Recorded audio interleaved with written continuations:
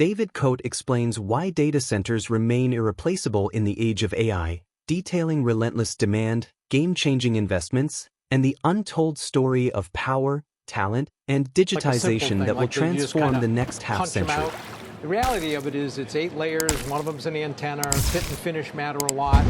It's a difficult thing to do. So I've been entranced with the business from the beginning, and things have gone very well. So we launched at around 750 a year ago. We're over 20 now. It's also gone very well. And help viewers understand why the addressable market is what it is. It's brand cachet is the way to think of it. So everybody wants to talk about, no, everything's going to be on your phone and technology and so on. But at the end of the day, people still like brands because it says something about themselves. And taking out a metal credit card combined with a really good program, it's like I said, why do women want a Louis Vuitton handbag? For $100 you can get something that looks just as good, does the job, you could throw it away and not worry about it, but Louis Vuitton matters. The same thing with metal credit cards. It even matters like when you drop it. I was going to say the sound that it makes. Exactly right. I mean, it's really funny to see what that does for people. And they all say, well, the young are going to go to tech. And you say, no, actually, they're the ones most concerned about being able to say, I'm somebody.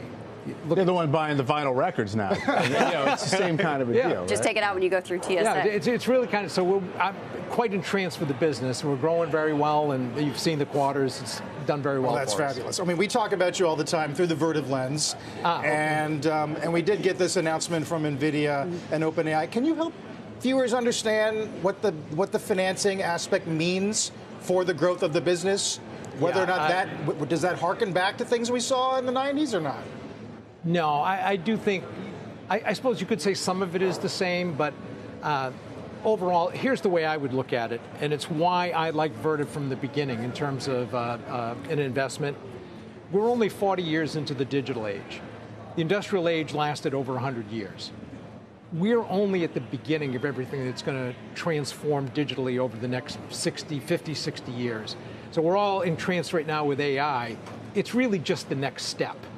And when you start to think about how computation evolves and the doubling every 2 years, which everybody's been predicting would stop 10, 20 years ago, it keeps going because you guys get guys like Jensen Huang who come up with GPUs.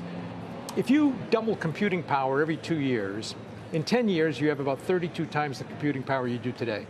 In 20 years you have over 1,000 times the computing power you do today. And you've still got quantum coming. You can't even contemplate what that's going to mean, how that's going to change things. So that's why I've loved being in the middle of this with data centers and with Vertiv. This is a long-term trend.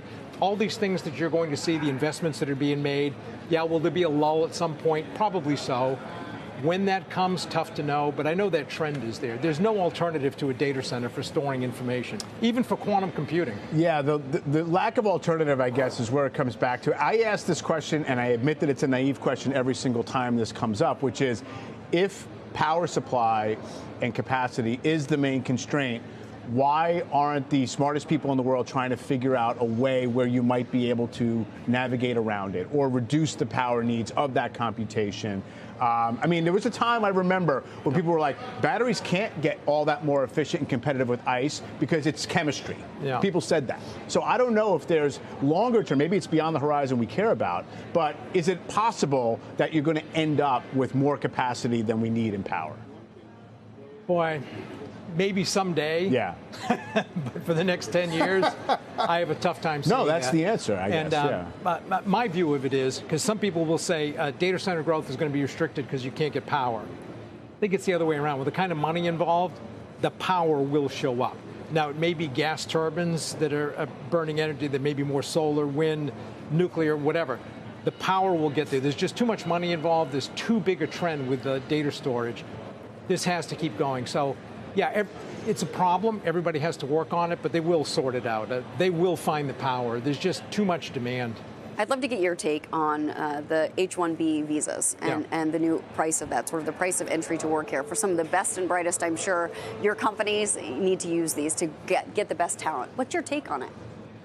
Yeah, any economy to thrive needs the best brain power, and that best brain power empowered to try to become billionaires if they want to. because that's what appeals to human nature, the human psyche, to want to just create, to innovate, to turn yourself or your company or whatever into something. So the countries that do the best job of attracting brain power and giving them the ability to turn into somebody, something, whatever it is they want to do, that's a huge competitive advantage. We ought to be looking at immigration in a way that says, how do we enhance all that brain power in the U.S.? All of this, if you look at economics as a zero-sum game, you want to be restricted.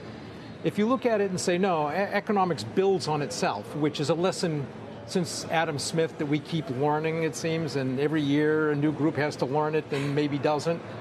But we ought to be trying to get as much brain power in the country as we can. So I'd like to see policies that facilitate getting more brain power wherever it comes from in the world, who wants to come to the U.S. and show, here's who I am, here's what I can do, here's what I'm made of. Those are the folks we want. Dave, congratulations on Compost Secure. Thanks for sitting down. Thanks, man. I wish Jim and David were here, but we'll see you next time. Nice to see you guys. David Nice Cote. to see you.